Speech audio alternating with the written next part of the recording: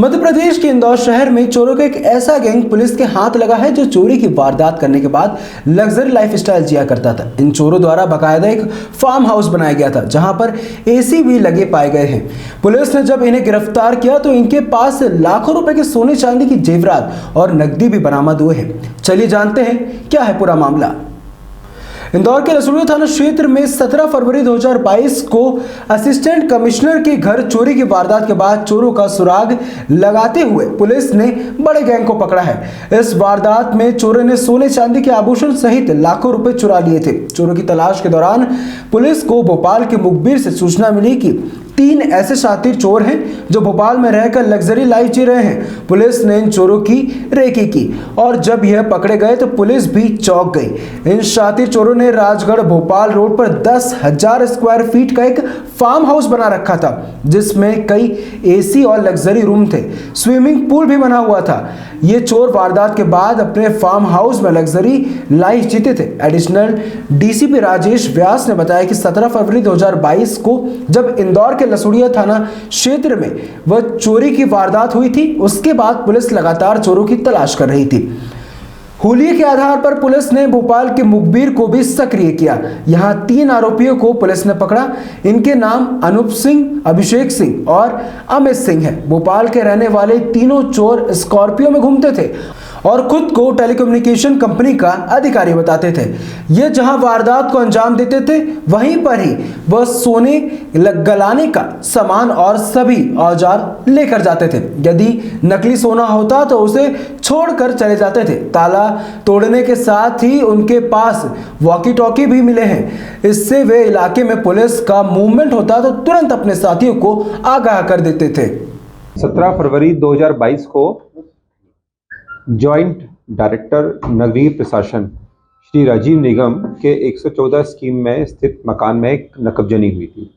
नकबजनी में करीब 14 लाख रुपए का जिसमें आभूषण थे और घरेलू बहुत सारी वस्तुएं थी महंगी। तो इन सभी वस्तुओं को मिलाकर 14 लाख रुपए की एक नकबजनी थी। प्रकरण बहुत ही गंभीर था। थाना लसूड़िया में इसमें अपराध कायम किया गया और इसके लिए एक विशेष टीम बनाई गई। जो घटनास्थल था उसके आसपास जो सीसीटीवी लगे हुए थे उनमें उनके हमने फुटेज निकाले और फुटेज के बाद में हमें उसमें एक गाड़ी आती हुई दिखाई दी और उस गाड़ी से कुछ संदिग्ध थे जिन्होंने वारदात के बाद में वो जिस रास्ते पे गए थे उस पूरे रास्ते को पुलिस ने अपनी टीम जो लगाई थी उसको भेजा और भोपाल तक हमने पीछा किया। लेकिन उसके बाद में हमें वहाँ के जो मुखबिर थे भोपाल के, उनके द्वारा बताया गया कि इस हुलिया के लोग जो हैं वो फलाना जगह पर रहते हैं। ये पूरी टीम हमारी पिछले 2-2.5 महीने से भोपाल में रहकर लगातार लोगों से मिलकर जो स्थानीय स्तर पर जो मुखबिर थे उनसे बात कर रही थी और बाद में जब हमें पूरा कंफर्म हो गया कि वो जो मुखबिर द्वारा बताए हुए व्यक्ति और जो इस घटना में जो आरोपी है वो एक ही है, तो पुलिस द्वारा उनको घेराबंदी करके पकड़ा।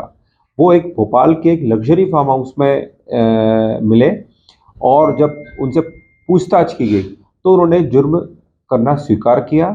ना सिर्फ ये जुर्म से करना स्वीकार किया बल्कि उनके द्वारा बताया गया कि उन्होंने करीब 70 मामलों में, जिसमें हैदराबाद, जयपुर और भी देश के और भी शहर है जहां पर इन्होंने चोरी की थी। हाल ही में नागपुर की क्राइम ब्रांच ने भी इनको पकड़ा था और वहां से करीब 34 मामलों में इनकी गिरफ्तारियां हुई थी। तो ये बहुत ही एक अंतर्राज्यीय गिरोह है।